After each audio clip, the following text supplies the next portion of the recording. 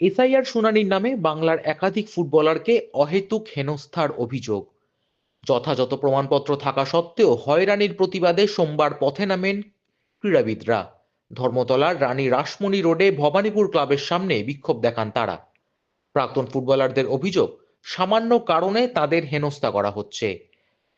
তরুণ দে, মেহতাব হোসেনের পরিবার, কমটন দত্ত, অলোক মুখোপাধ্যায় বা দীপেন্দু বিশ্বাসের মতো প্রাক্তনীরা একই গিরোয়। ফর্ম ঠিকঠাক জমা দেওয়ার পরেও শুনানিতে যেতে হচ্ছে বলে আমি তো বুঝতে পারছি না। আমার আমার বড় ছেলে আছে, আমি আছি, আমার ওয়াইফ আছে, কাউকে ডাকা হয়নি। ডাকলো আমার ছোট ছেলেকে। আমি বুঝতে পারলাম ফর্ম ফিল আপটা একই সাথে করেছি, কারণ ওর ডকুমেন্ট সব দিয়েছি, তারপর ডেকে পাঠিয়েছি। আমি বুঝতে পারছি না এসআইআরটা কি গায়ে দেয় না মাথায় দেয়, আমি কিছুই বুঝতে পারছি না।